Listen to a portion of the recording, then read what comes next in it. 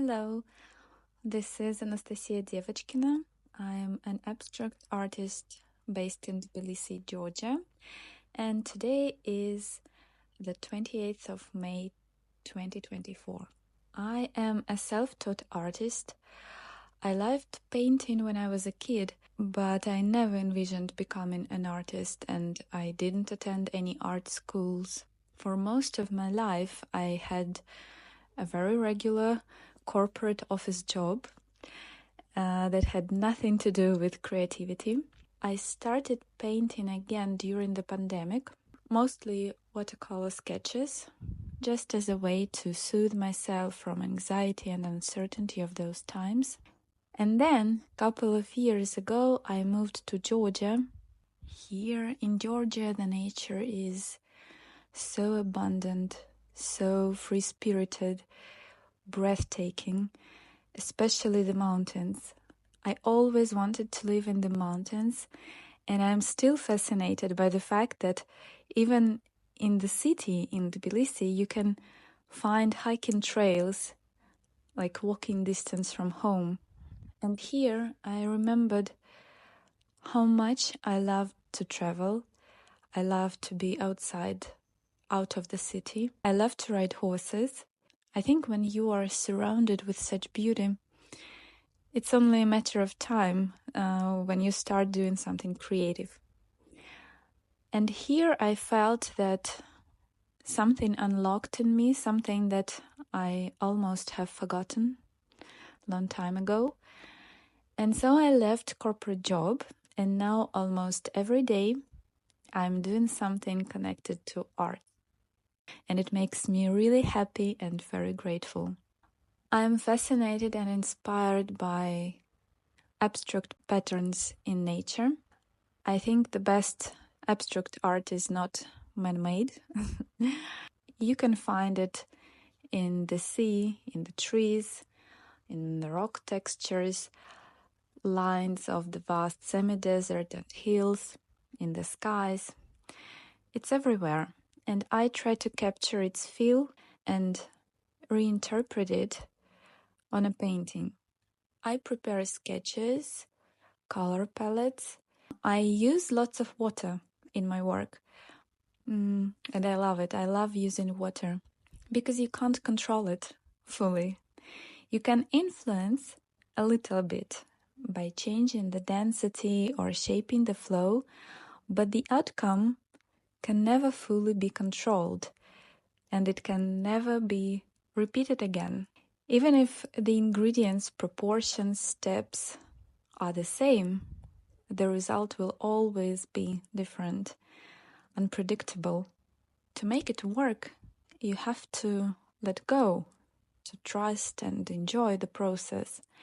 And I view my art practice as a co-creative process where I'm just facilitating this revelation of colors, shapes, and then the water does the rest. I always loved how being in nature helps you go within even deeper.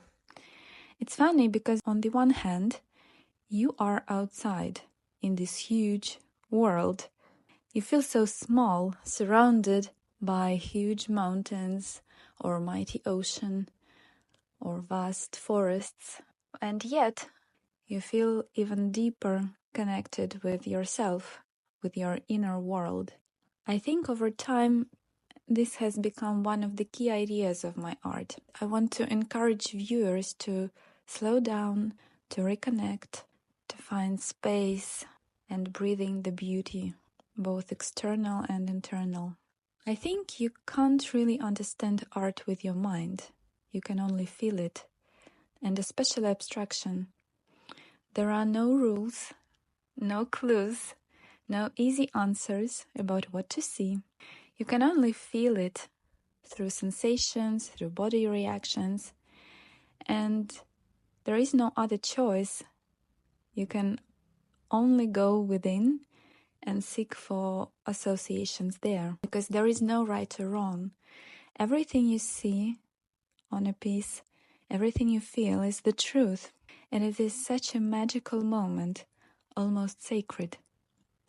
You can feel how something is opening inside, growing, new meanings appear, worlds, interpretations, perception becomes wider, deeper. I just love witnessing that. That is why I don't like giving explanations what my artworks are about and how to understand them. I mean, I still write those descriptions, but in the first place, I want to create space for people who look at my artworks to make their own inner discoveries, unbiased. Not mine, not somebody else's, your own. To me, abstract art is the best way to meet with yourself, to learn something new. It's like a mirror, a window to your inner world, to your worries, to your emotions. What this painting tells you about yourself, what is happening inside when you look at it. And this moment goes way beyond rational brain. Words cannot describe it fully. And the magic is when you look at the same artwork the very next day, you will find something different. Because you will evolve, you will change, and the painting will show you this. What is the biggest challenge of being an artist? To me, the biggest challenge was my vulnerability.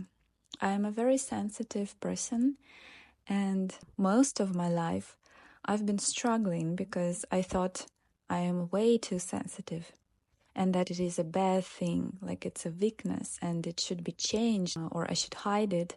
But now I think I finally accepted my sensitivity. It is what it is, and it's not bad, not good. Empathy and sensitivity is something that helps me create. It helps me feel others better and deeper. It helps me being a better mother. But at the same time, of course, very often I feel overwhelmed. Very often I want to hide, to be alone and recharge just with myself. So I'm still trying to find this balance of how to stay open and still be a part of the society, so to say. Do you listen to music or have any other type of background noise while you work? I listen to music when I paint. I listen to very different types of music, from Radiohead to Rachmaninoff to Beyonce to some oriental chanting, meditation, ambient music, and so much more. It really depends, and I think music helps me sharpen this inner state that I want to express during my practice.